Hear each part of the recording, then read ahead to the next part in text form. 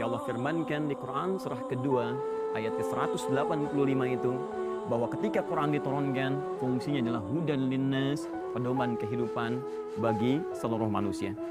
Episode kali ini kita akan detilkan konsep pedoman ini dalam keterangan para ulama yang memberikan petunjuk kepada kita tentang detil aktualisasi nilai Al-Quran ini dalam praktek kehidupan.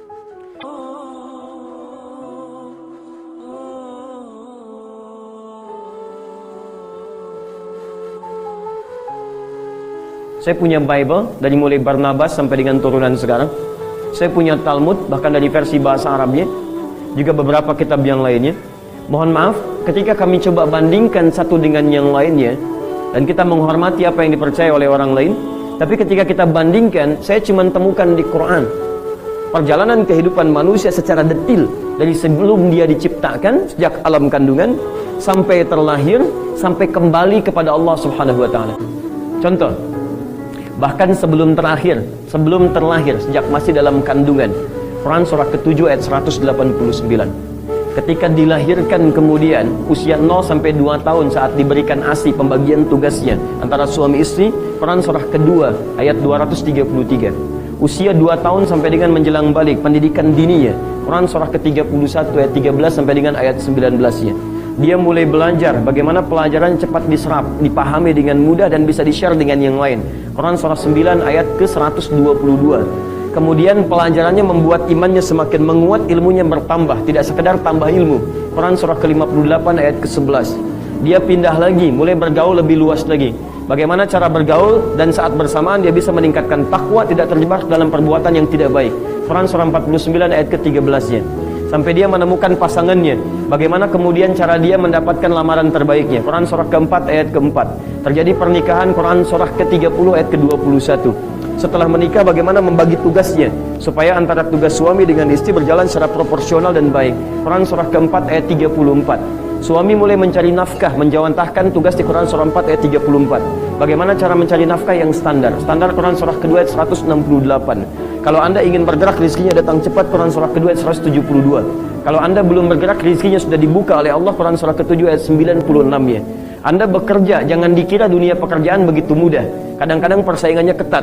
Ada yang cemburu pada Anda, ingin menyingkirkan, bahkan menyungkurkan. Bagaimana mengatasinya? Amalan standar Quran surah 17 ayat ke-79 sampai dengan 81. Kalau masalahnya begitu pelik, kadang-kadang membuat kita gelap mata, susah melangkah. Jangan khawatir, ada tuntunan di Quran surah ke-21 ayat 87 sampai dengan 88. Anda bekerja di luar, istri Anda merawat anak di rumah. Jangan dikira persoalan itu mudah. Kadang-kadang lebih berat dibandingkan dengan antum yang bekerja di luar. Kadang mereka berkata, sulit diatur, bagaimana merawatnya? Quran surah 17 ayat 23 sampai 27. Ketika kemudian bergerak, kadang-kadang capek, dua-duanya lelah. Kalau capek biasa dari Quran surah 26 ayat 80. Kalau sakit, kata orang nggak ada obatnya nih, nggak bisa. Kata Quran tidak ada yang mustahil. Bahkan Nabi Ayub pun yang tidak pernah dialami orang sebelumnya, tidak akan dirasakan orang setelahnya, itu ada obatnya. Quran surah ke-21 ayat 83 sampai dengan 84. Antum tumbuh, kemudian harta mulai berlimpah. Bagaimana mensyukurinya supaya abadi hartanya? Quran surah ke-14 ayat ke-7.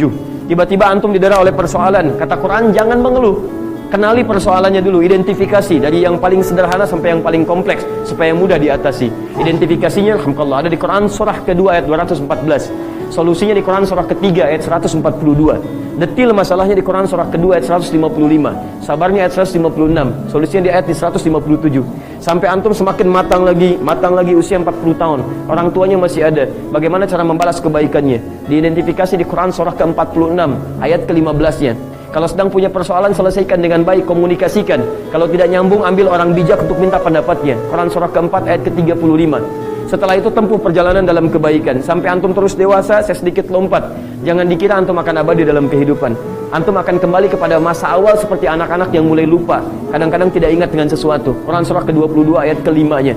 Disitulah antum mulai mendekat kepada Allah. Karena tidak sadar sebentar lagi akan dijemput oleh maut. Quran surah ketiga ayat 185. Siapa yang datang dengan maut disebut malakul maut. Quran surah ke-32 ayat yang ke-11-nya. Bagaimana dia datang, antum bisa pilih. Kalau amalan antum baik, maka antum dipanggil dalam keadaan tenang. Quran surah ke-89 ayat 27 sampai dengan ayat 30-nya. Tapi kalau antum amalannya banyak yang salah, silahkan kalau ingin sedikit menegangkan sambil dipukulin malaikat. Boleh. Ada di Quran surah ke-8 ayat ke-50-nya. Antum kemudian belajar tentang alam kubur supaya punya persiapan. Antum tahu malam pertama di alam dunia, bagaimana malam pertama di alam kubur. Buka Quran surah ketiga ayat 169 sampai 171. Kalau ingin sedikit menegangkan seperti Firaun, ditampakkan neraka pagi dan petang, boleh. Quran surah ke-40 ayat 46 ya sampai dengan 47-nya. Sampai antum menghadap di hari kiamat bagaimana situasinya. Satu surah ke-75. Sampai antum dihadapkan kepada Allah bisa melihatnya dalam kebaikan. Quran surah 75 ayat 22 sampai 23.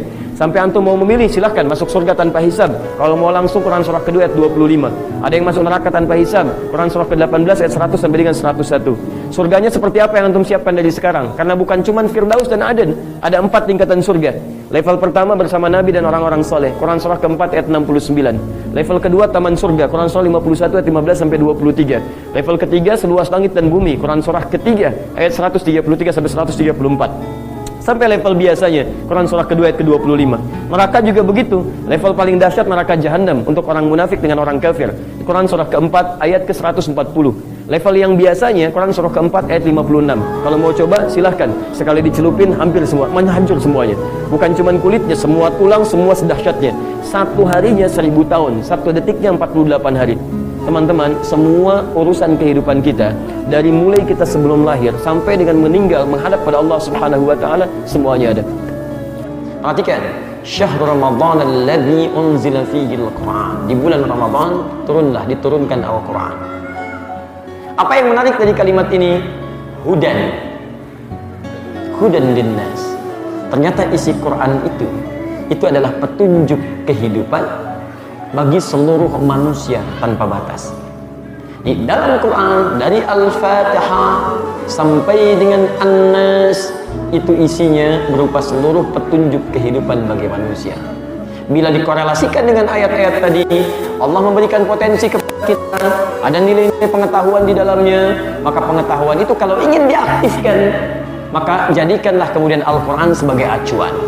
Anda bisa menjadikan Al-Quran sebagai acuan, menggali dari situ pola pengetahuan, diterapkan dalam kehidupan, maka Allah jamin apapun yang Anda kerjakan, mau ibadah, ritual, sosial, yang lainnya, hidup Anda akan tenang, akan senang.